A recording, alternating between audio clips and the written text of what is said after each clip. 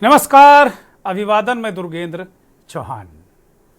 कासगंज के चंदन गुप्ता हत्याकांड में एनआईए कोर्ट ने दोषियों को सजा सुना दी। लखनऊ की एनआईए कोर्ट ने 28 दोषियों को उम्र कैद की सजा सुनाई। दरअसल 26 जनवरी 2018 को यूपी के कासगंज में तिरंगा यात्रा के दौरान चंदन गुप्ता नाम के एक लड़के की निर्मम हत्या हो गई थी और अब लगभग 7 साल बाद कोर्ट ने यह फैसला सुनाया है। कोर्ट ने अजूजुद्दीन, मुनाजिर, आसिफ, असलम, सादाब, शाकिब, आमिर रफ़ी, सलीम, वसीम, नसीम, बबलू, अकरम, तौफीक, मोहसिन, राहत, सलमान, आसिफ, निसू, वासिफ, इमरान, शमसाद, जफर, खालिद, परवेज, फैजान, इमरान, साकिर और जाहिद को सजा सुनाई है। 6 साल 11 महीने और 7 दिन बाद कोर्ट ने यह फैसला सुनाया है। कासगंज में हत्याकांड में आरोपी जो थे, सजा से बचने के लिए उन्होंने खूब दांव पेच करे, खूब तिकड़म चली, जिसके चलते फैसला आने में देरी भी आई। लेकिन एक केस ऐसा भी है जिसको 24 साल बीत गए। आज चूंकि चंदन गुप्ता को न्याय मिला है तो हम उस 24 साल से न्याय और फैसले के इंतजार में इस केस की भी चर्चा करेंगे। लेकिन 24 साल बाद भी पीड़ित परिवार को अब तक इंसाफ नहीं मिला है।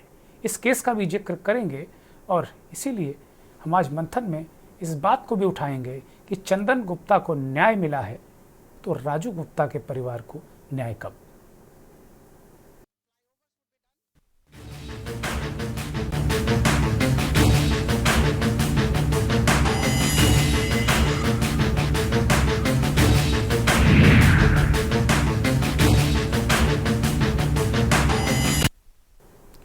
चंदन को इंसाफ, राजू को कब, मंथन में आज यही सवाल। और चंदन गुप्ता के मसले पर के न्यूज़ लगातार इस मसले को उठाता रहा है। कई बार इसी मंथन कार्यक्रम में हमने चर्चा भी की, डिबेट की और सरकार से जुड़े, पैरवी से जुड़े लोगों को इस बात के लिए कहा कि कम से कम इस परिवार को, चंदन गुप्ता के परिवार को कम से कम थोड़े तो राहत मिल जाए। जो दोषी हैं उनको सजा तो हो जाए, ऐसी पैरोकारी हो। और अंततः वो दिन आज आ गया जब सभी दोषियों को, सभी 28 दोषियों को उम्र कैद की सजा सुनाई गई है। जो दूसरा मामला है वो लखीमपुर खीरी का है। चंदन गुप्ता से अगर तुलना करें तो वो कई गुना, मतलब 3 गुना, लगभग 3 गुना से भी ज़्यादा सा वक्त उसको हो गया। 24 साल हो गए हैं प्रभात गुप्ता उर्फ राजू की हत्या को। प्रभात गुप्ता लखनऊ विश्वविद्यालय में छात्र नेता थे।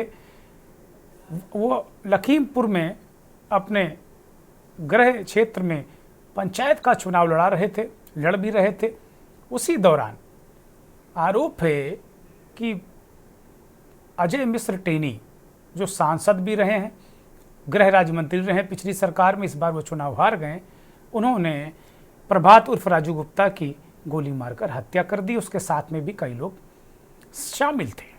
तो कुल मिलाकर अगर देखा जाए तो ये मसला अपने आप में बहुत एक नज़ीर भी है कि एक व्यक्ति न्याय के लिए कितनी बार कहाँ कहाँ घूमता है, जाता है।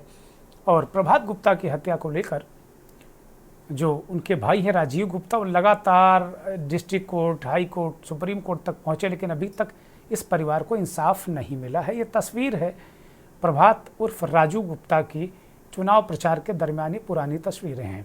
रैलियां निकालते हुए छात्र संघ के चुनाव की भी तस्वीरें। राजू गुप्ता छात्र संघ का चुनाव भी लखनऊ विश्वविद्यालय का वो लड़े और धीरे धीरे इस पूरे संघर्ष को करते करते पिता की मौत हो गई, पूरा परिवार अस्त व्यस्त हो गया, बहुत सारे नुकसान में परिवार आया, लेकिन अभी तक न्याय नहीं मिल पाया है।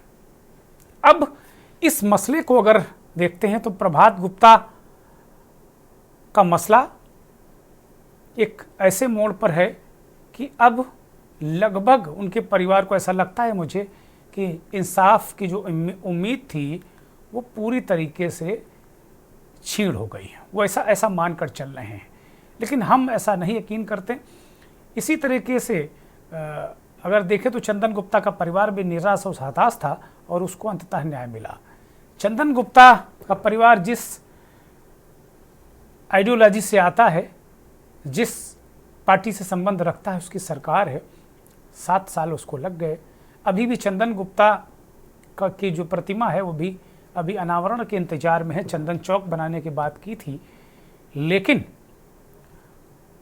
जो प्रभात गुप्ता और राजू का परिवार है उसकी पैरवी फिलहाल करने वाला कोई नहीं है। अब सवाल ये उठता है कि क्या आपका बहुत ताकतवर होना बड़ा जरूरी है तब आपको इंसाफ मिलेगा, या अभियुक्त ताकतवर है तो आपको इंसाफ नहीं मिलेगा। एक रिपोर्ट देखिए आप।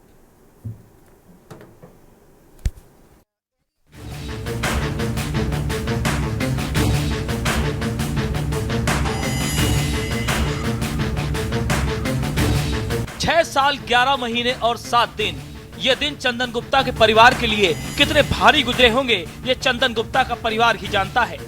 कासगंज में 26 जनवरी 2018 का वो दिन शायद ही कोई भूला होगा, जब तिरंगा यात्रा को लेकर 2 समुदायों में विवाद और युवा शख्स चंदन गुप्ता की हत्या कर दी गई, जिसके बाद परिवार इंसाफ की लड़ाई लड़ता रहा और आखिरकार चंदन के परिवार को लखनऊ की NIA कोर्ट से इंसाफ मिला और 28 दोषियों को आजीवन कारावास की सजा सुनाई गई और सबूतों के अभाव में 2 आरोपियों को बरी कर दिया गया। हमला सबको आजीवन कारावास की सजा दी गई है और तिरंगे के अपमान में 3 वर्ष की सजा है सभी को, और सबको जो है कॉमन सजाएं दी गई हैं। मैक्सिमम पनिशमेंट जो है वो आजीवन कारावास है। सलीम को क्या दिया, जो मुख्य अभियुक्त जिसको कहा गया था उसने गोली मारी, उसको भी आजीवन कारावास का सजा है, कठोर कारावास है। कठोर में उससे काम लिया जाएगा और क्या, हाँ काम लिया जाएगा। हाँ साश्रम सभी लोगों को दिया गया है। हाँ, और जो पीड़ित पक्षों के लिए DLSA के लिए लिखा गया है, और जो 2 लोग बचे हैं उनके लिए जो है अभी हम लोग निर्णय आ जाए उसको अभी पढ़ेंगे और उसके बाद जो इस पर अपील करेगी शासन। सर ये आरोपी के जो परिजन है क्या वो हाईकोर्ट वगैरह में भी जाएंगे सजा के खिलाफ? परिजनों के बारे में तो हम नहीं बता सकते, शासन जाएगा, अभियोजन जाएगा। एक तो अजरुद्दीन है, एक नाम और कोई और, एक नाम कोई और, 2 लोग हैं। वहीं मृतक चंदन गुप्ता के भाई ने फोन पर अपने घर पर कोर्ट के फैसले की जानकारी दी और आरोपियों को मौत की सजा दिलाने की बात कहते हुए हाई कोर्ट जाने की बात कही।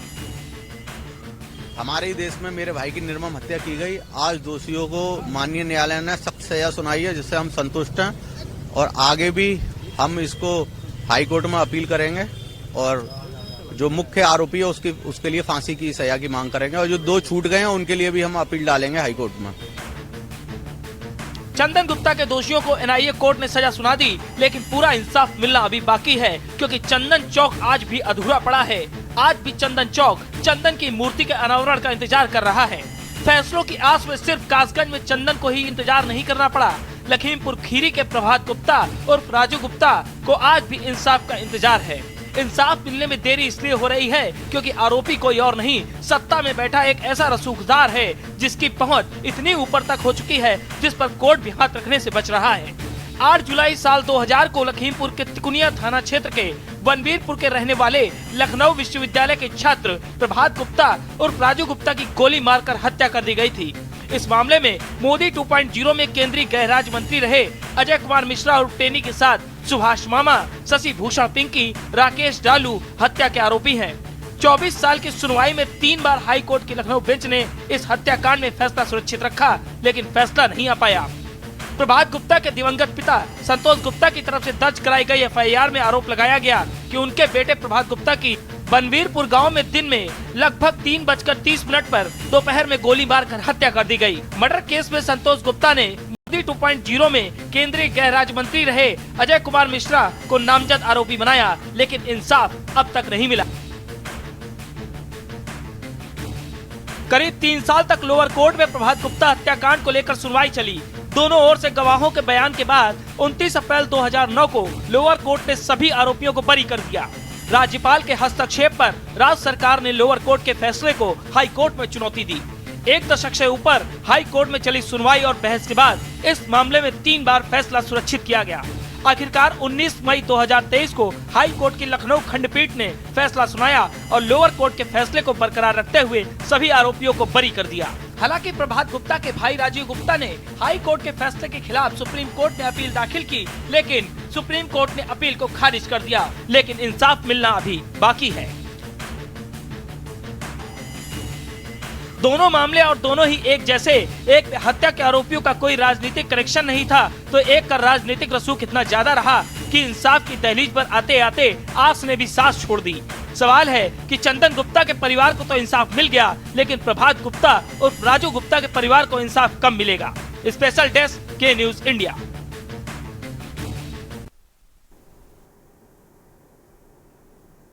राजू गुप्ता के जो आरोपी हैं वो रसूखदार हैं। क्या भारत की न्याय व्यवस्था, क्या राजू गुप्ता के परिवार को 24 साल के बाद भी क्या कोई न्याय दे पाएगी? ये सवाल है।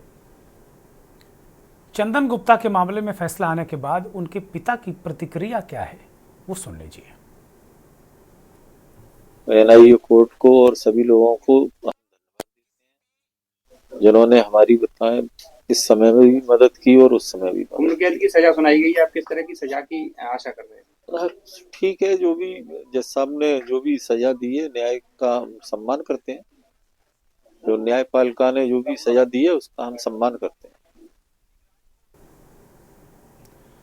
चंदन के पिता कह रहे हैं कि भाई न्याय व्यवस्था का सम्मान है, ठीक है। भाई कह रहा है कि मुख्य आरोपी जो हैं उसको फांसी की सज़ा दिलाने के लिए हम हाई कोर्ट जाएंगे। जो छूट गए हैं 2 लोग, उनको भी सज़ा मिले, इसलिए भी वो जाएंगे। तो आज मंथन में हम इसी बात की चर्चा करेंगे कि क्या रसूख भी न्याय में बाधक है? क्या आरोपी का रसूखदार होना या जो पीड़ित पक्ष है अगर उसकी जान पहचान, प्रभाव और राजनीतिक कनेक्शन है, तभी क्या वो अच्छी पैरवी कर पाता है कोर्ट में? क्योंकि कोर्ट तो सबूतों से चलता है, कोर्ट में तो फैसले सबूतों से होते हैं। तो जो आउट ऑफ कोर्ट जो मसले, जो कुछ व्यवस्था होती है, जिस तरीके से भी चीज़ें होती हैं, वो क्या अब रसूखदार ही कर पाएंगे? इस जो कार्यक्रम का सेंट्रल आइडिया है कि क्या एक आम होना क्या गुनाह है? ये बड़ा सवाल। हमारे साथ भारतीय जनता पार्टी के वरिष्ठ नेता केसी जैन साहब जुड़े हैं। बहुत स्वागत, बहुत धन्यवाद, आभार आपका। उत्तर प्रदेश के पूर्व डीजीपी और बहुत ही बेहतरीन अधिकारी रहे महेश चंद्र द्विवेदी साहब हमारे साथ जुड़े हैं। आपका भी बहुत स्वागत, बहुत धन्यवाद। राजू गुप्ता, प्रभात उर्फ राजू गुप्ता, जिसमें आरोपी हैं गृह राज्य मंत्री पूर्व अजय मिश्र टेनी, राजू गुप्ता के भाई राजीव गुप्ता हमारे साथ जुड़े हैं। बहुत धन्यवाद राजीव जी, बहुत आभार आपका। तो कुल मिलाकर और एक और मेहमान हमारे साथ मनीष शर्मा जुड़े हैं, विश्लेषक हैं, जर्नलिस्ट हैं। बहुत स्वागत मनीष जी, बहुत धन्यवाद, आभार आपका। वास्तव में बड़ा न्याय भी पाना बहुत कठिन काम होता है, और अगर आप बहुत मजबूत नहीं हैं हर तरीके से, तो न्याय भी बहुत मुश्किल होता है। कम से कम प्रभात गुप्ता और राजू का केस तो ये बताता है। और चंदन गुप्ता के परिवार को आज न्याय मिला, इसके लिए भी हम जिन लोगों ने इस न्याय को दिलाने में सहायता की चंदन के परिवार की, उनका हम आभार व्यक्त करते हैं इस के न्यूज़ के मंच से, क्योंकि के न्यूज़ कई बार चंदन गुप्ता के मसले को, कई बार प्रभात गुप्ता के मसले को उठा चुका है। अब चूंकि इस वक्त हमारे पास चर्चा में चंदन के परिवार के लोग अभी नहीं जुड़े हैं, उम्मीद है कि थोड़ी देर में वो जुड़ेंगे, लेकिन एक और पीड़ित जो अभी न्याय की आस में इंतजार करते करते आंखें थक गई हैं, न्याय आएगा भी नहीं, क्या आएगा भी, ये सवाल भी अब राजीव गुप्ता के मन में है। और वो क्या सोचते हैं इस तरीके के फैसलों पर जो चंदन गुप्ता को न्याय मिला, और अपने मसले पर क्या कहते हैं राजीव गुप्ता।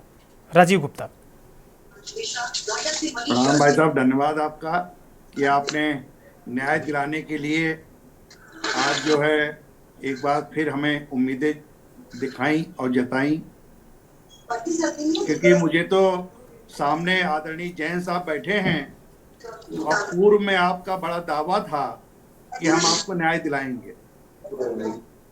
मैं जैन साहब से आवाज आ रही क्या? हाँ, सुन रहे हैं, सारे लोग सुन रहे हैं, बोलिए। मैं जैन साहब से ही पूछूंगा कि आदरणीय जैन साहब, आप ही पहले बता दीजिए, आज जब हाई कोर्ट से अपील, जब उन्होंने इंटरफेयर करने से मना कर दिया था, तो आप ही ने कहा था हम आपको न्याय दिलाएंगे और राज्य सरकार दिल्ली सुप्रीम कोर्ट में अपील दाखिल करेगी।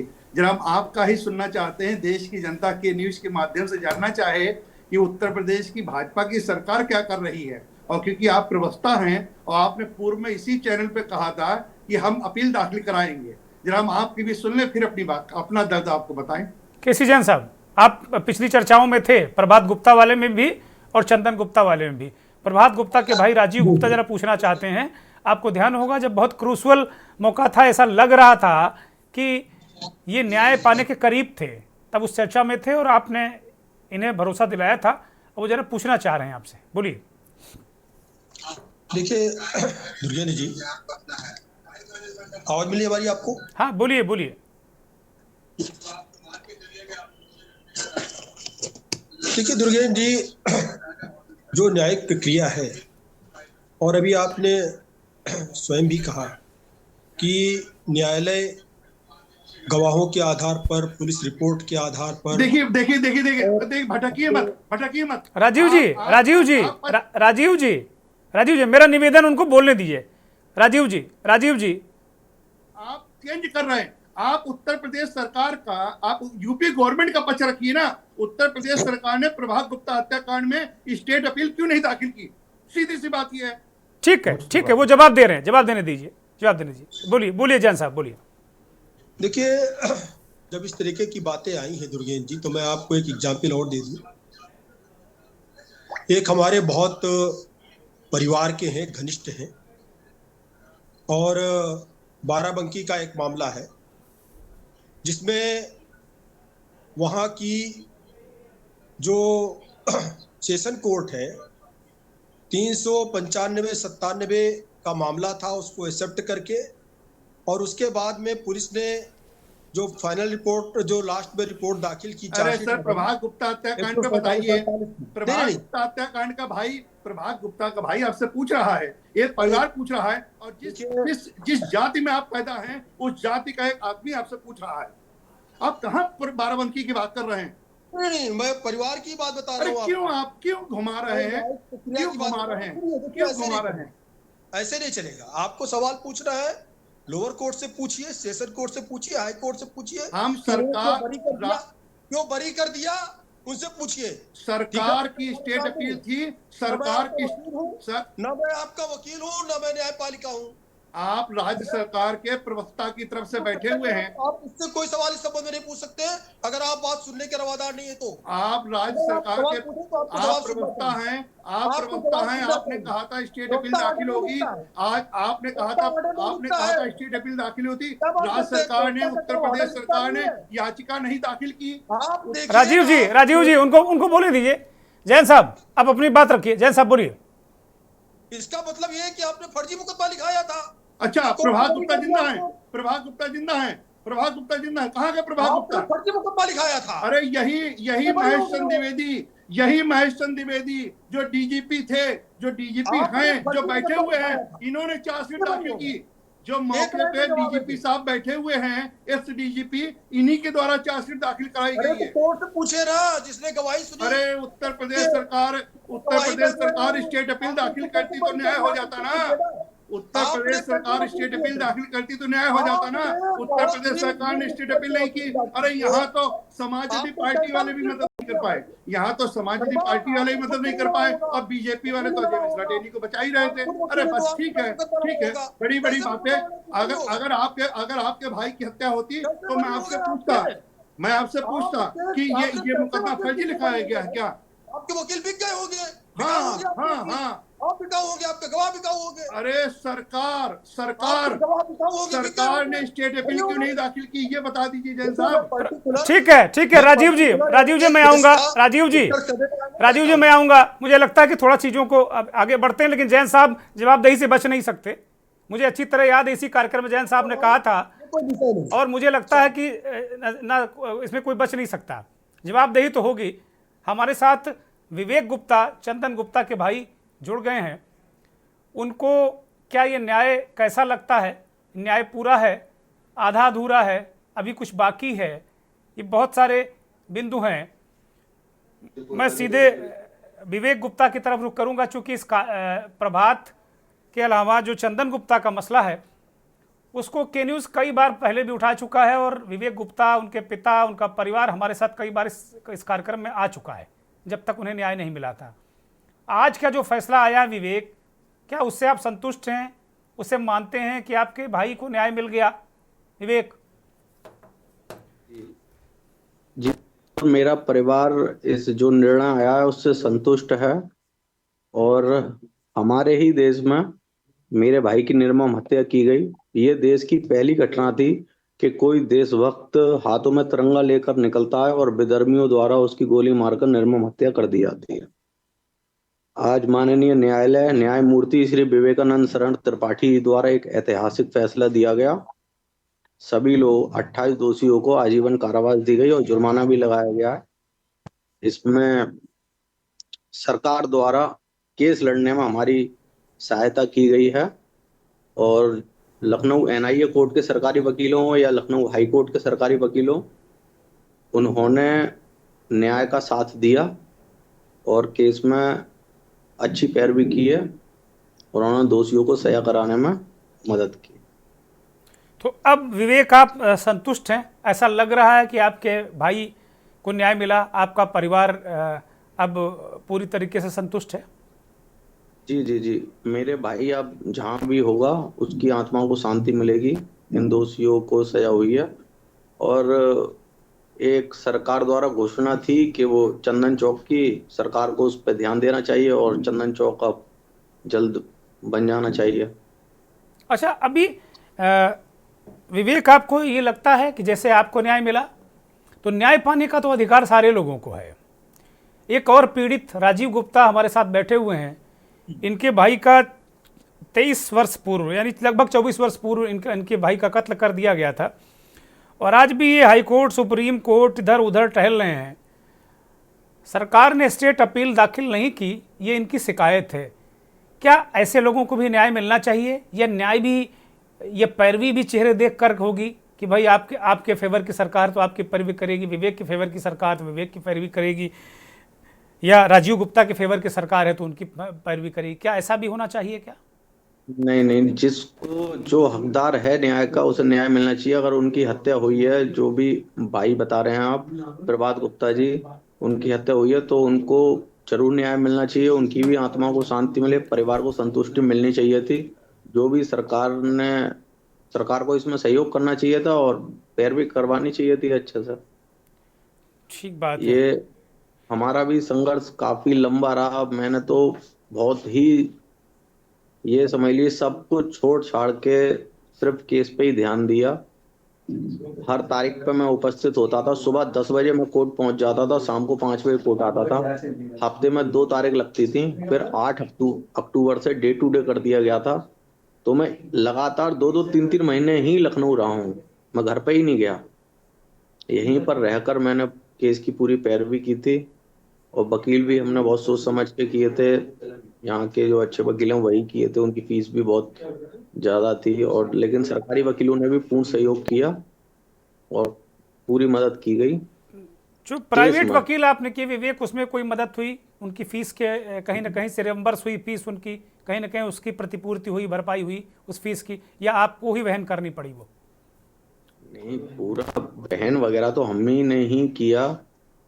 करीबन ये समझ लीजिए 2018 से अब तक केस में आने आने, खाने पीने, रुकने में और वकील की फीस वगैरह मिलाकर 15-16 लाख रुपए तो हमारे खर्च हुए हैं।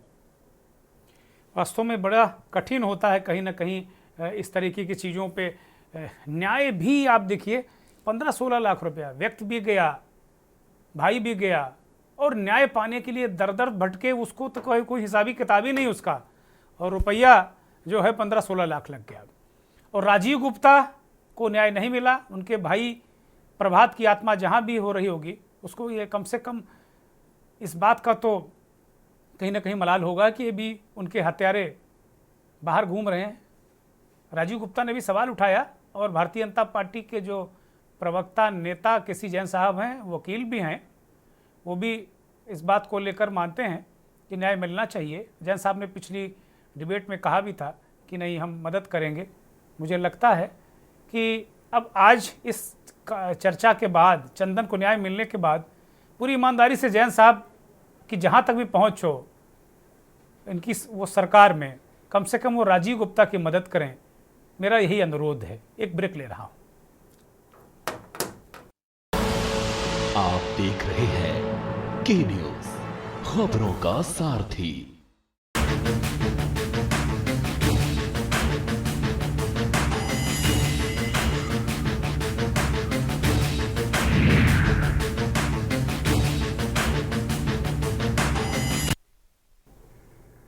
कासगंज के चंदन गुप्ता को न्याय मिल गया है। सभी 28 आरोपियों को उम्रकैद की सजा सुनाई गई है। परिवार काफ़ी हद तक संतुष्ट है। मलाल इस बात का है कि चंदन चौक में एक प्रतिमा 6 साल से इंतजार कर रही है, उसमें जो ढका कपड़ा चीथड़ों में बदल गया है, लेकिन अभी उसका अनावरण नहीं हो रहा है।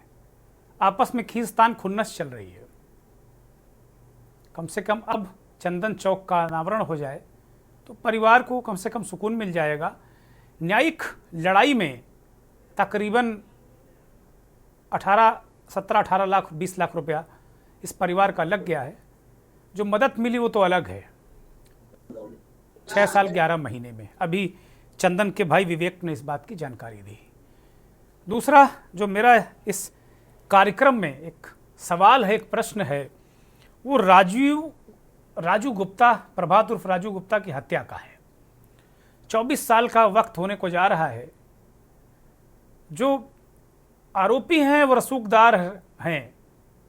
पिछली सरकार तक वो गृह राज्य मंत्री थे, अजय मिश्र टेनी। 23 साल में 3 बार हाई कोर्ट लखनऊ की बेंच तक ये मामला पहुंचा।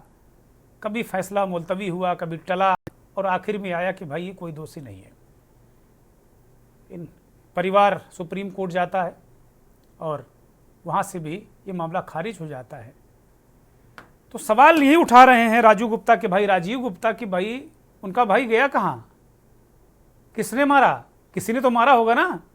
पोस्टमार्टम रिपोर्ट है, सब कुछ है। और हमारे इस कार्यक्रम में जो मौजूद हैं इस समय उत्तर प्रदेश के पूर्व डीजीपी महेश चंद्र द्विवेदी साहब ही उस वक्त डीजीपी थे, जैसा कि अभी राजीव गुप्ता ने बताया, और उन्होंने बाकायदे चार्जशीट लगवाई थी, सारी चीज़ें हुई थी।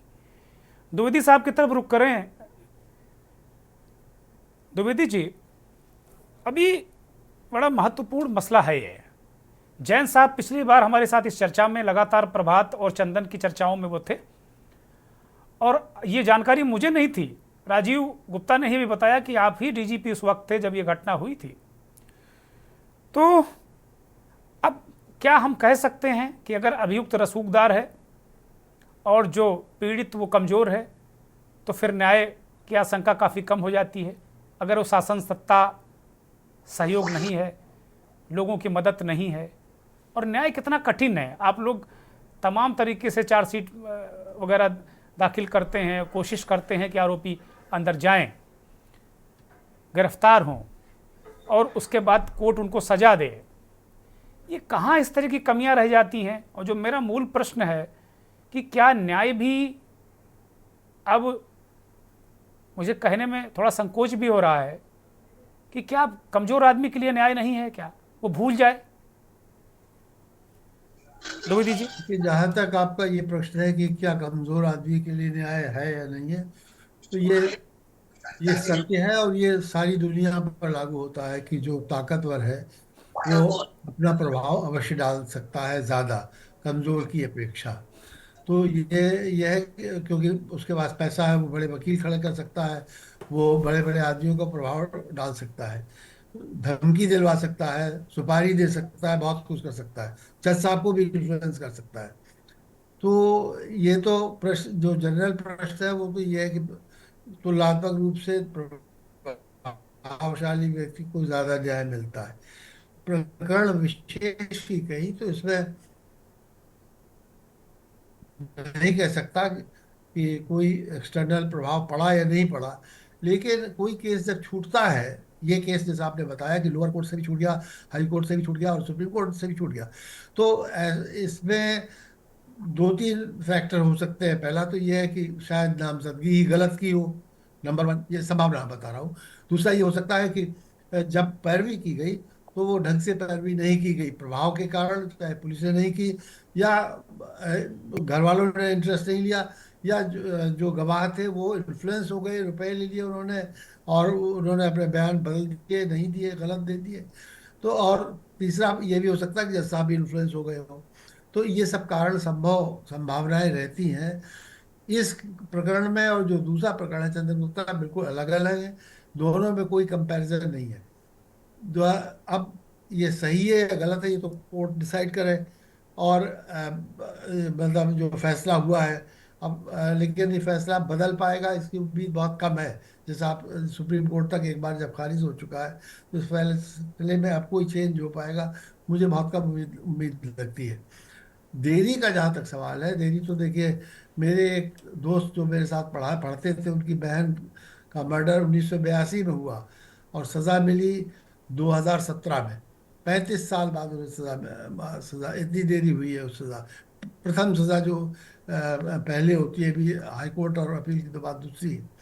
तो देरी तो बहुत प्रकरणों में बहुत ज़्यादा हो रही है, इसमें कोई न्याय प्रक्रिया में इसमें भी देरी है। जो ये 2000 का प्रकरण है, ये सही कह रहे हैं, उस वक्त मैं डीजीपी था, लेकिन प्रकरण तो मुझे नहीं याद है, लेकिन मैं डीजीपी था 2000 में। और उसमें क्या मतलब प्रभाव हुआ या नहीं पड़ा, एक्सटर्नल कोई प्रभाव पड़ा या नहीं पड़ा, ये तो कोई जांच का विषय हो सकता है, मैं इस पर कोई कमेंट नहीं कर सकता जी। ठीक बात है। राजीव गुप्ता जो पीड़ित पक्ष हैं, प्रभात गुप्ता के भाई हैं, वो भी मौजूद हैं, वो कुछ कहना चाह रहे हैं। बोलिए राजीव जी। सर, मैं अभागा इंसान हूं जो मैं अपने मरे हुए भाई को न्याय नहीं दिला पाया, और मीडिया ने सपोर्ट किया, लेकिन मैं आज अपने को यहाँ सौभाग्यशाली मानता हूं कि MC द्विवेदी साहब डीजीपी साहब हैं, जो मैं रूबरू हो रहा हूं। मैं उसमें छोटा था, ये आज 25 साल पूरे होने को हैं। आदरणीय डीजीपी साहब को प्रणाम, क्योंकि बहुत पुराना मामला है। आपने 2-3 बातें कही कि गवाह प्रभावित हुए। मैं पुलिस प्रशासन के पूर्व मुखिया और चौथे स्तंभ में आप, और न्यायपालिका में इंटरफेयर अपनी बात रखने के लिए KC जैन साहब एडवोकेट, और सरकार की तरफ से पक्ष रखने वाले प्रवक्ता बीजेपी KC जैन साहब, और पीड़ित चंदन जी के भाई विवेक, इन सबसे जुड़ा हुआ क्वेश्चन पूछ रहा हूं, और मैं भी पीड़ित हूं, कि 2 पक्ष है। एक को सरकार को स्टेट अपील दाखिल करनी चाहिए थी और सरकार को अपनी पैरोकारी करनी चाहिए थी, जो विवेक गुप्ता की गई और प्रभात गुप्ता की नहीं की गई। एग्जैक्टली जो कंपैरिजन है, हम इसीलिए इसको तुलनात्मक रूप से इस कार्यक्रम में लेकर भी आए हैं, इसलिए तुलना है, इसमें हो सकती है तुलना इससे। क्योंकि जो प्रमुख सचिव थे अभी, उन्होंने कहा उनका नार्को टेस्ट करा लीजिए, चारों स्तंभ बैठे हुए हैं, और 5वां पीड़ित ऑनलाइन भी है, मैं भी पीड़ित हूं। उन्होंने कहा मेरे ऊपर दबाव है, मैं SLP नहीं दाखिल कर सकता। एक बात। दूसरी बात, DGP साहब कहते हैं कि सर आपने चार्जशीट दाखिल कराई, ऐसे उत्तर प्रदेश से बहुत से थाने हैं, आप मतलब हाई लेवल पे थे, लेकिन ये थाने से जांच नहीं हुई। सर 3 बार भाजपा बसपा की सरकार जब थी सन 2000 में, 3 बार जांच CBCID को भेजी गई, बाद में जांच MC द्विवेदी साहब के पास भेजी गई कि लखीमपुर पुलिस प्रशासन ने लिख के भेज दिया, हम जांच नहीं कर पाएंगे। तो साहब IG जोन DP सिन्हा थे उस समय, उनकी देख रेख में SIS टीम गठित की गई और उस टीम में 18 दिन में चार्जशीट दाखिल करा दी गई DGP साहब के नेतृत्व में, जिसमें असलहा बरामद नहीं किया हुआ।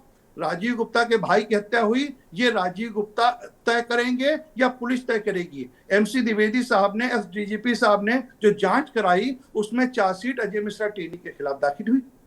अब देखिए, उसमें 4 लोगों पे, टेनी ने कनपट्टी पे गोली मारी, सुभाष ने पेट पे गोली मारी और शशिभूषण, राकेश डालू ये घेरे हुए थे कि प्रभात भागने ना पाए। पंचायती चुनाव का मामला था, उससे रंजिश बढ़ी थी।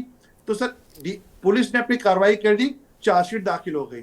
चार्जशीट दाखिल करने पे जो जुडिशरी में बयान आया, सर आपने अभी DGP साहब ने कहा कि जुडिशरी, या आपने कहा कि आपके वकील बिक गए होंगे आप, तो मैं इन सब चीजों पे दो क्वेश्चन।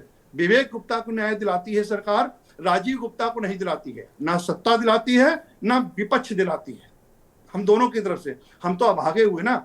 KC जैन साहब कह रहे हैं कि आपने झूठी FIR लिखी गई होगी, तो प्रभात गुप्ता है कहाँ? उनकी पोस्टमार्टम रिपोर्ट जो है उनमें 2 गोली अलग अलग छेद निकले PM में।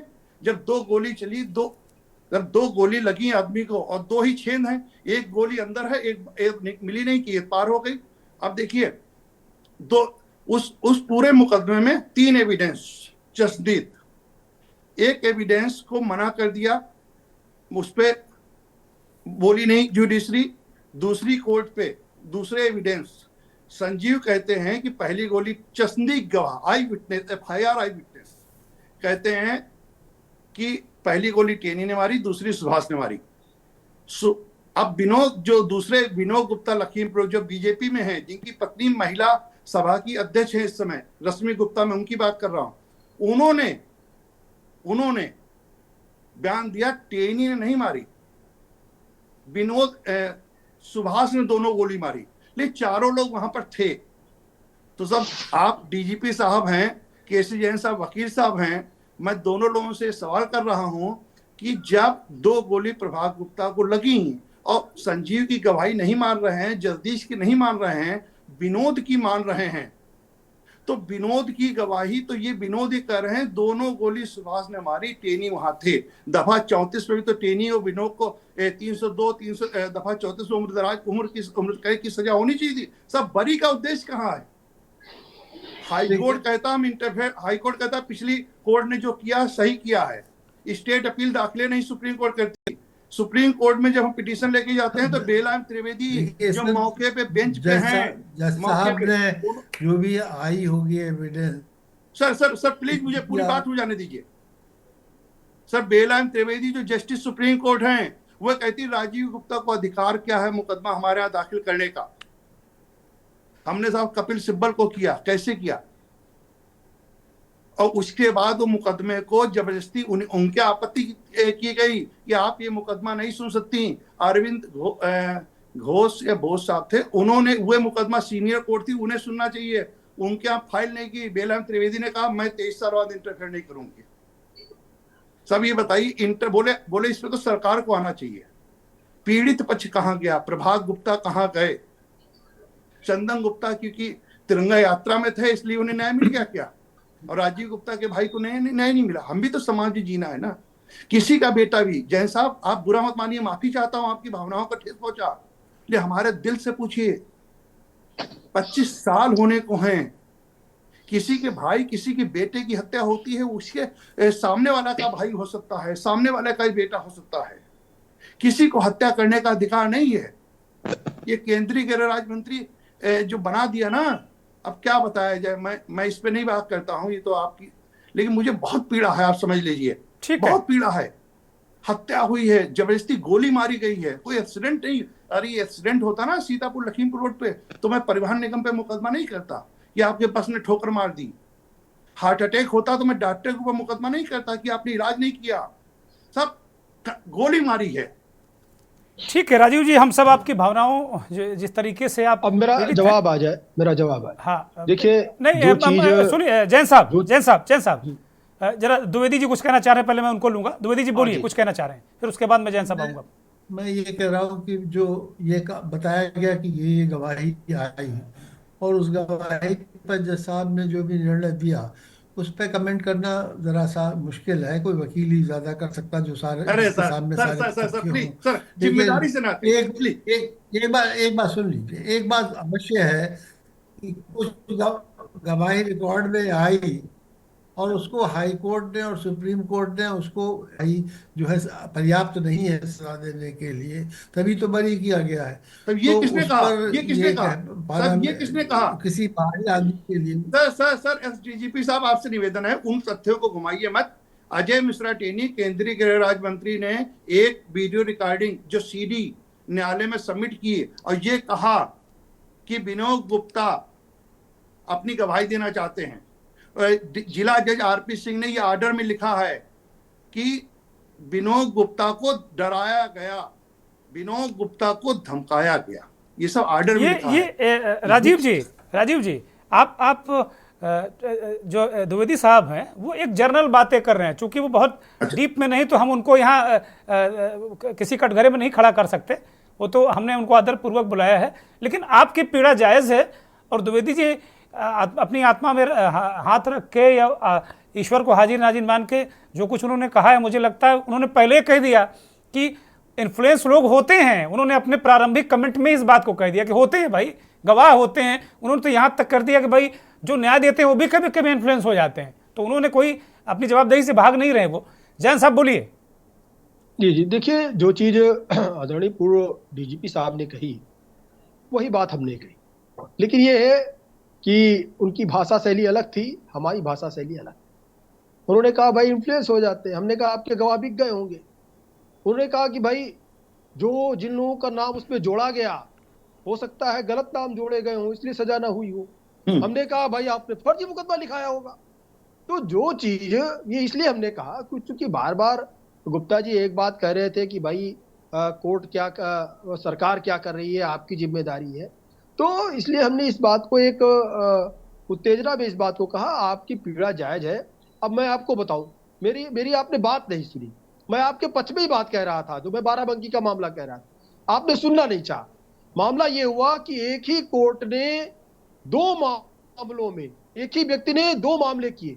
एक 395-97 किया, उसमें 147, 148, 504, 506 का चार्जशीट दाखिल हुई। आदरणीय पूर्व डीजीपी साहब समझ रहे होंगे। दूसरा था 323, 504, 506 का मामला। 18 दिन के अंतर पर एक वहां की कोर्ट ने दोनों में मुलजिम ने कन्फेस किया और मुलजिम के कन्फेस करने के बाद ये आधार बना करके कि इनका पहला मामला है, दोनों में बरी कर दिया। अब दोनों मामले पहले कैसे हो सकते हैं? और दोनों एक ही कोर्ट में 18 दिन के अंतर पर दोनों ऑर्डर एक ही कोर्ट ने, एक ही जज साहब ने किए। तो इसलिए मैं ये कह रहा था कि इस तरीके के तमाम सारे मामले होते हैं न्यायपालिका को। लेकिन जैन साहब, इनकी एक बात तो जायज है कि सरकार को एसएलपी करनी चाहिए थी। इनको सरकार का कोई लेना देना नहीं है क्या? ये भी उत्तर प्रदेश के नागरिक हैं, भारत के नागरिक हैं। अगर मैं ये नहीं कहता, अगर सरकार दुर्गेंद्र चौहान की मदद कर रही है तो फिर राजीव गुप्ता की क्यों नहीं? नहीं, देखिए, सरकार उसमें जो सेशन कोर्ट का फैसला था उसके अगेंस्ट अपील लेकर के हाई कोर्ट तक जाती है। हाई कोर्ट ने जब उसको जैसे कि तैसे बरकरार रखा, उसके बाद में बहुत ज्यादा चीजें उसमें नहीं रह जाती। अगर हाई कोर्ट ने उसको पूरा सुना होता, एंटरटेन किया होता, उसमें जैन साहब कोई जवाब तो देगा। ये तो वही वाला जेसिका लाल वाला मर्डर हो गया। आप ये देखिए तलवार दंपति में क्या हुआ। वही तो मैं कह रहा हूं ना, मैं कह रहा हूं कि जेसिका लाल वाला मर्डर हो गया। नो वन किल जेसिका, मतलब नो वन किल राजू गुप्ता। राजू गुप्ता को किसी ने मारा ही नहीं। राजू गुप्ता घूम रहे हैं, राजू गुप्ता कारोबार कर रहे हैं। ये तो मजाक हो गया ना देश में। सरकार का जो काम था दुर्गेंद्र जी, जो सरकार का काम था, सरकार ने अपना काम किया। सरकार का काम है नहीं, बिल्कुल नहीं किया। सरकार ने अपना काम नहीं किया। मैं इस बात से बिल्कुल कन्विंस नहीं होगा, बिल्कुल कन्विंस नहीं होगा। माफी के साथ में मैं बहुत आदरपूर्वक कह रहा हूं, अगर एसएलपी दाखिल कर देती सरकार, इनको सुकून मिल जाता, इनको सुकून मिल जाता। आप एक पर्टिकुलर केस का यहाँ पे ट्रायल चला रहे हैं। ये नो, आप इसको गलत दिशा में ले जा रहे हैं। आप गलत दिशा में ले जा रहे हैं। आज चंदन को न्याय मिला है, इसलिए हम चाहते हैं कि राजू गुप्ता को भी न्याय मिले। मुझे खुशी है, मुझे खुशी इस बात की है कि चंदन गुप्ता को न्याय मिला। और सुनिए श्रीमान जी, एकमात्र के न्यूज चैनल और दुर्गेंद्र चौहान, नोट कर लीजिए, सुन लीजिए, बात सुनिए जैन साहब, बात सुन लीजिए।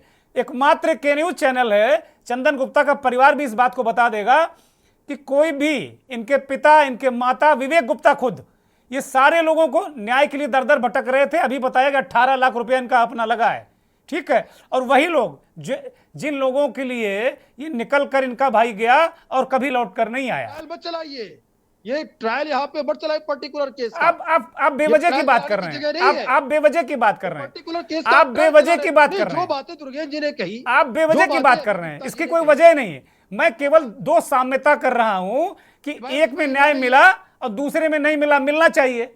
आप इसको बेवजह ले जा रहे हैं, जैसे बाकी लोग सारे करते हैं वही काम आप कर रहे हैं। आप पढ़े लिखे व्यक्ति हैं, वकील हैं भाई, आप नॉर्मल प्रवक्ता नहीं है। आप जवाब नहीं सुनेंगे, ठीक है, हमने सुन लिया। आप मनीष शर्मा को लेंगे, हो गया। मनीष शर्मा बोलिए। मनीष शर्मा, अभी राजीव गुप्ता ने कहा कि भाई मुझे भी न्याय मिलना चाहिए। क्या भारत के एक नागरिक को न्याय मानने का अधिकार नहीं है? और क्या उसका भाई, अगर उसकी हत्या हुई तो कहां गया वो? न्याय क्यों नहीं मिलेगा? किसने मारा? नहीं, देखिए, बहुत पता नहीं क्यों एक्सेप्ट नहीं कर रहे हैं। बहुत मोटी बात है कि सुप्रीम कोर्ट क्यों नहीं गई सरकार। ये अपनी बहुत आश्चर्यजनक बात है। और ये साफ साफ दिख रहा है कि उनके पार्टी के नेता के आरोप है, जो गृह राज्य मंत्री रह चुके हैं, तो ये बहुत साफ दिख रहा है कि क्यों नहीं गए हैं। ये तो इसको हमको लगता है कि इसको कोई नकार भी नहीं सकता है कि इसमें राज्य सरकार की तरफ से जबरदस्त लापरवाही वो हुई है। देखिए, एक बात मैं और कहना चाहता हूं कि भारतीय राज्य की जो संस्थाएं हैं आमतौर पे, वो ऑलरेडी देखिएगा ताकतवर लोगों के पक्ष में झुकी रहती है। सामाजिक रूप से जो ताकतवर होते हैं, आर्थिक रूप से जो ताकतवर होते हैं, उनके पक्ष में झुकी रहती है। इस 2014 के बाद ये और बढ़ा है। मैं आपसे बस इसमें ये कहना चाहता हूं, ये झुकाव जो है, आप देखेंगे कि ये ताकतवर लोगों के पक्ष में ये झुकाव और ज्यादा खुलेआम रूप से, थोड़ा और ज्यादा सरेआम तरीके से, वो थोड़ा हाई कोर्ट को, पुलिस को, नौकरशाही को और ईडी को, सीबीआई को, चुनाव आयोग को, इन सारे जो सत्ता के संस्थान हैं, उसको आज की जो सरकार है वो इन्फ्लुएंस करने की एक जबरदस्त कोशिश कर रही है। तो इसको तो हम लोगों को पहले ये समझना चाहिए, ये किसी भी और दौर से ज्यादा आज के समय में राज्य स्टेट की जो संस्थाएं हैं उन पर कंट्रोल जो है सरकार का, वो कई गुना बढ़ा है। एक तो हमको ये लगना चाहिए। दूसरा, मैं इस बात को भी कहना चाहता हूं कि ये इधर बीच एक और पहलू बढ़ा है, मैं देख रहा हूं, जिसके चलते वो चंदन को हम लोगों ने जो है खोया है।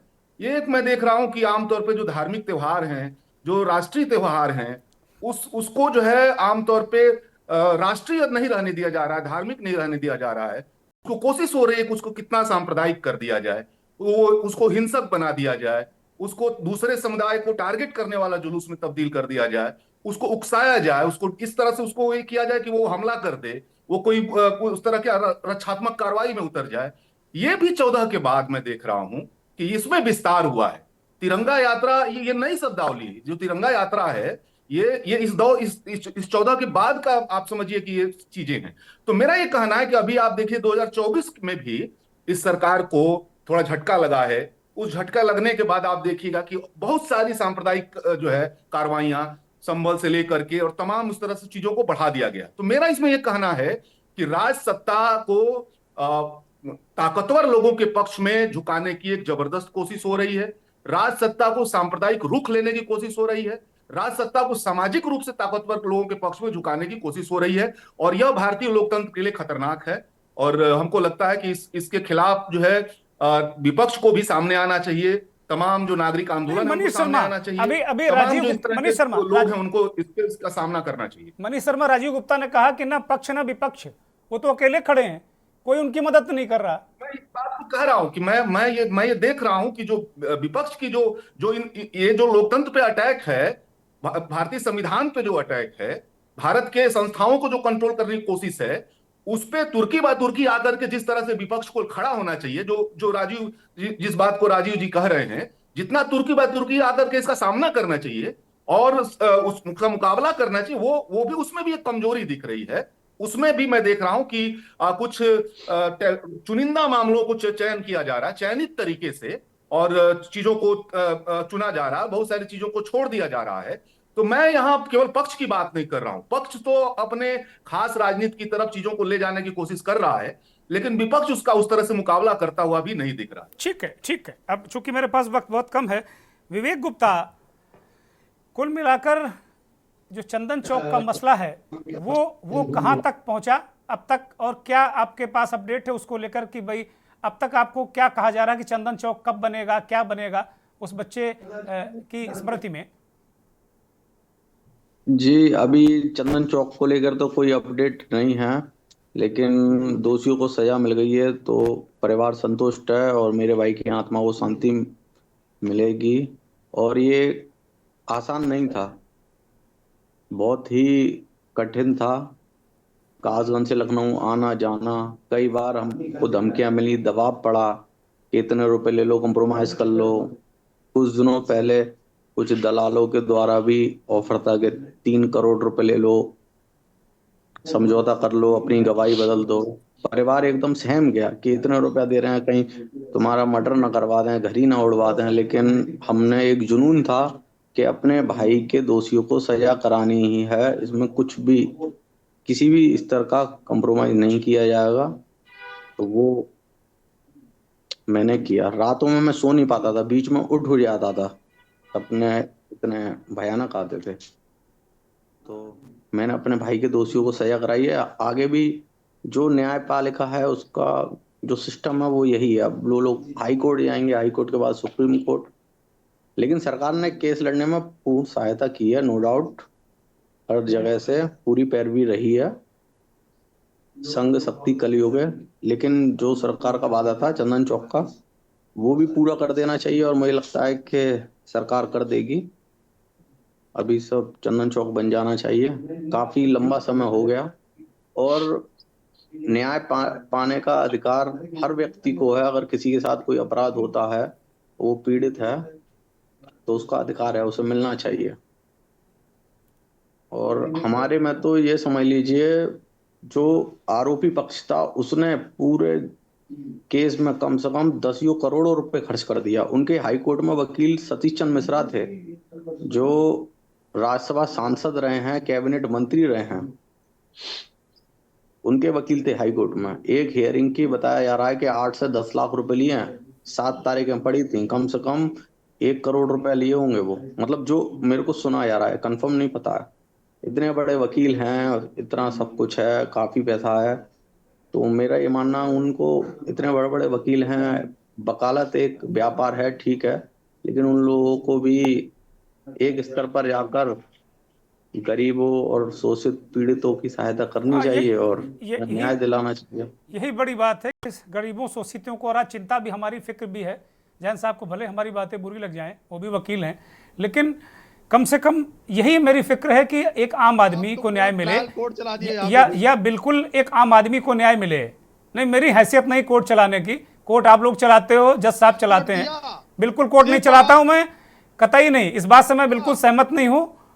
आप किसी की सुनना नहीं चाहते ना, दिक्कत ये है आपके साथ में, आप सुनना नहीं चाहते। 55 मिनट तक ट्रायल कोर्ट चलाया है आपने। आपको सुनिए, आपको बुरा इस बात का लग गया कि आप पिछली दफा आके कह गए थे कि हम मदद करेंगे और आपने उसका ध्यान नहीं दिया, इसलिए आपको बुरा लग गया। दिक्कत आपकी ये है। और सौभाग्य से आज चंदन के परिवार के साथ में राजीव भी आ गए और डीजीपी साहब भी आ गए, पूर्व डीजीपी साहब। ये दिक्कत है आप लोगों की, आप लोग सुनना नहीं चाहते हो। हम कोर्ट नहीं चलाना चाहते, कोर्ट चलाएगा, आप सरकार चलाओ, आप संगठन चलाओ। और आप चंदन गुप्ता को भी न्याय मिलने में लगभग 7 साल लग गया जैन साहब, 7 साल। बहुत बहुत धन्यवाद सभी का। विवेक गुप्ता का भी धन्यवाद, केसी जैन आपका धन्यवाद, मनीष शर्मा, महेश चंद्र द्विवेदी, राजीव गुप्ता आपका भी बहुत बहुत धन्यवाद, बहुत आभार। कुल मिलाकर दिक्कत यही है कि अगर आप कह दीजिए कि आपने वादा किया था, आप मुकर गए, आपने ध्यान नहीं दिया, तो उसमें भी दिक्कत है। वो तत्काल आप पर आरोप लगा के आपको घेर देंगे, आप कोर्ट चला रहे हैं। अरे भाई, कोर्ट में चलता है, हम यहाँ चर्चा कर रहे हैं। दोनों मामलों में साम्यता है, एक को न्याय मिला, एक को नहीं मिला, दोनों क्रिटिकल मामले हैं। और क्या राजीव गुप्ता को न्याय पाने का अधिकार नहीं है? चंदन गुप्ता को भी न्याय क्या बड़ी आसानी से मिल गया? उनके भाई बता रहे हैं कि 3 करोड़ रुपए का ऑफर, धमकियां, एक समय तो सुरक्षा भी नहीं थी उनके पास। नमस्कार।